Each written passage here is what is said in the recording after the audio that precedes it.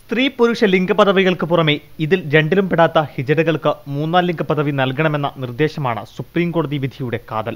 അതിനാൽ സ്ത്രീ പുരുഷ വിഭാഗങ്ങൾക്ക് ലഭിക്കുന്ന എല്ലാ അവകാശങ്ങൾക്കും അവർ അർഹരാണെന്നും വിധിയിൽ പറയുന്നു.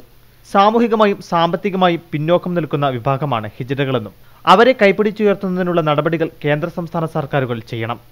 OBC വിഭാഗമായി പരിഗണിച്ച് ജോലിയിലും വിദ്യാഭ്യാസത്തിലും സംവരണം നൽകണം.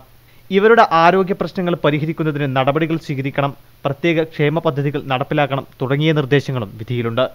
ഇന്ത്യൻ ലീഗൽ സർവീസ് സൊസൈറ്റിയുമായി ചേർന്ന് ലക്ഷ്മി ത്രിപാഠി എന്ന ട്രാൻസ്ജെൻഡർ 2013 നൽകിയ പൊതുതാൽപര്യ ഹർജിയിലാണ് ജസ്റ്റിസ് KS രാധാകൃഷ്ണൻ, AK സിക്സി എന്നിവർ ഉൾപ്പെട്ട ഡിവിഷൻ ബെഞ്ചിന്റെ വിധി. आज जो जस्टिस राधाकृष्णन ने और जस्टिस सीकरी ने जो जजमेंट उन्होंने हमें सुनाया, उन्होंने कहा किसी भी देश का उन्नति और डेवलपमेंट उसके ह्यूमन राइट से है, उनके इंसानों के हक से है. आज मर्द, औरत और थर्ड सेक्स या थर्ड जेंडर को, किन्नरों को बहुत बड़ा हक दिया गया है.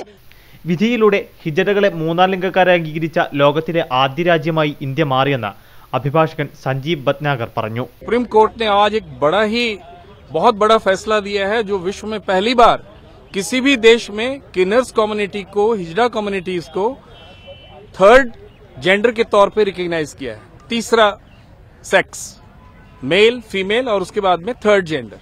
സ്വവർഗ ലൈംഗികതയെ നിയമവിരുദ്ധമാക്കുന്ന ഇന്ത്യൻ ശിക്ഷാ നിയമത്തിലെ ആർട്ടിക്കിൾ 377 റദ്ദാക്കണമെന്ന ഡൽഹി ഹൈക്കോടതി വിധി സുപ്രീം കോടതി റദ്ദാക്കിയത് ഹിജഡകൾ ഉൾപ്പെടെയുള്ള ലൈംഗിക ന്യൂനപക്ഷങ്ങൾക്ക് വലിയ തിരിച്ചടിയായിരുന്നു. ഇതിനുശേഷമാണ് ലൈംഗിക ന്യൂനപക്ഷങ്ങളിലെ സുപ്രധാന വിഭാഗത്തിന് ആശ്വാസം പകരുന്ന വിധി സുപ്രീം കോടതിയിൽ നിന്ന് തന്നെ ഉണ്ടായിരിക്കുന്നത്. മീഡിയ 1 ഡൽഹി.